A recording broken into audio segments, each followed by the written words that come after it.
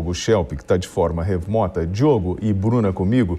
Diogo, Lula carrega com ele essas duas tarjas, né? Do homem que esteve envolvido no esquema de corrupção, mas também de ser um presidente que ajudou o povo tinha comida em casa. Bolsonaro carrega com ele uma tarja que é apontada pela esquerda de ser o antivacina, o cara que lutou, melhor, que tinha a cloroquina como bandeira e assim. Por outro lado, ele tem projetos muito interessantes na área da economia, enfim, e enfrentou talvez o maior desafio de todos os presidentes, que foi a pandemia. Então, assim, esse jogo vira lá na frente, como convencer a grande massa e sair desse debate de Twitter, de rede social e partir por povão? Boa tarde, William, Bruna, boa tarde a todos que nos acompanham. Olha, primeiro, eu não vejo essas acusações contra Bolsonaro vindo só da esquerda. Eu vejo uma direita responsável fazendo críticas muito parecidas em relação à postura do presidente Jair Bolsonaro em relação à pandemia. Isso que você falou de ser contra a vacina, isso está no discurso dele constantemente. A gente nunca vê o presidente dizendo aos brasileiros que é bom que eles vão se vacinar, né, que a vacina está tendo efeito, como teve efeito ao longo do ano passado, para reduzir os casos graves da Covid-19 e as mortes. Quando o presidente Jair Bolsonaro fala que a eleição vai ser difícil para o povo, aí vem outra questão, e você falou do povo também em relação a Lula, né? Se Lula foi bom para o povo ou não. Bom, falando primeiro de Bolsonaro, Bolsonaro fala do povo como se fosse um bloco monolítico, algo hermético, que pensa exatamente igual e que ele associa normalmente com o seu próprio projeto político ideológico. Ele já usou expressões anteriores, por exemplo, que ele tem o povo ao seu lado. Lula usa muitas vezes um discurso parecido quando fala de povo, né? E o que é isso? É um discurso de populista, tanto no caso de Bolsonaro, quando Lula usa a expressão povo, são discursos populistas, porque o povo da Constituição é um povo plural, é um povo que tem variações de pensamento e que não tem, enfim, tem igualdade perante a lei, mas que é plural. Isso está escrito na Constituição, no preâmbulo da Constituição. Então, essa é uma crítica que eu faço a ambos, tá? Mas, ultimamente, a gente tem visto o Bolsonaro falar muito disso. Em relação ao projeto econômico de Bolsonaro, era um projeto liberal, o qual eu também defendo, mas se perdeu muito disso ao longo dos anos. A gente não viu esse apoio a esse projeto da maneira como se esperava. A começar pela questão fiscal, que, como a gente viu no ano passado, foi um desastre e tem tido impactos, inclusive, de credibilidade para o Brasil. Bom, Bruna, mediante a fala do Diogo, a sua avaliação sobre essas observações que ele fez?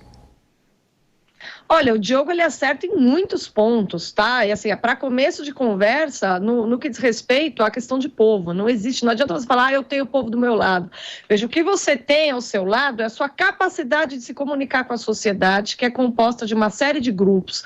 E quanto mais você for capaz de falar a diversos grupos, maior será a probabilidade de você ter um bom desempenho numa campanha. Isso vale para qualquer cargo eletivo, tá? E a partir do momento que a gente encontra, por exemplo, o Sérgio Moro, essa semana, em entrevista à Jovem Pan, ficou também falando em nome do que o povo brasileiro deveria fazer. Ali também é um erro. Você não pode decidir por como o povo deve pensar, de que maneira cada pessoa deve pensar. Isso, quando você adere a esse tipo de discurso, pega muito mal, tá? Ainda que o Sérgio Moro não seja alguém com traços populistas, como indicou também corretamente Diogo Schelp a respeito aí de Lula e Bolsonaro, que tem essa característica, né? E ambos são, assim, lideranças que mobilizam. Lula não sei mais, porque a gente não vê Lula saindo na rua, então a gente não sabe mais qual é o poder que ele tem de mobilização popular, mas o Bolsonaro tem um claro poder de mobilização popular, né? Ele tem, assim, simpatia de uma série de grupos dentro da sociedade brasileira, mas evidentemente que essa simpatia não é geral. Tanto que em 2018, a estratégia de campanha, uma estratégia importante que foi vitoriosa, foi trazer o Paulo Guedes para acenar justamente aquelas pessoas interessadas nas reformas econômicas. E o Paulo Guedes teve uma função importantíssima ao longo da campanha. Muitas pessoas que jamais votariam em Bolsonaro por sua trajetória de criar polêmicas na questão dos costumes, começaram a olhá-lo com outros olhos na medida em que ele trouxe Paulo Guedes e disse: eu aprendi que o liberalismo é uma rota de saída importante, uma rota de saída dessa crise que a gente está mergulhado, que pode funcionar. Tá? Estou aprendendo. Isso foi algo importante, ou seja, Bolsonaro acenou para um grupo da sociedade para o qual ele nunca trabalhou, que ele não representava.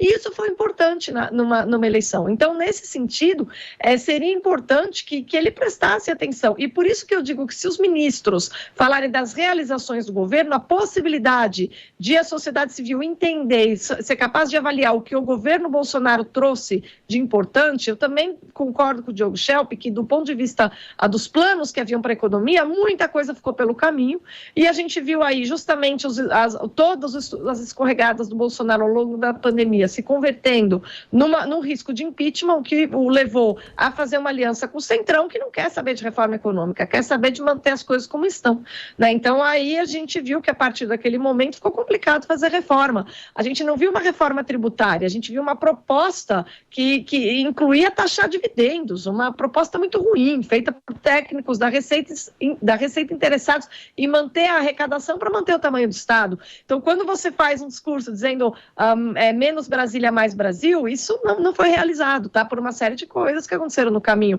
Agora, há virtudes, há trunfos no governo, eu diria, e afirmo isso sem medo de errar, William, que o maior trunfo do governo Bolsonaro foi o grande trabalho em infraestrutura. Né? E assim, há trunfos. Agora, é preciso também saber que a sociedade não é obrigada a saber o que aconteceu. Se o governo não for capaz de comunicar, ele também não será capaz de vencer a eleição.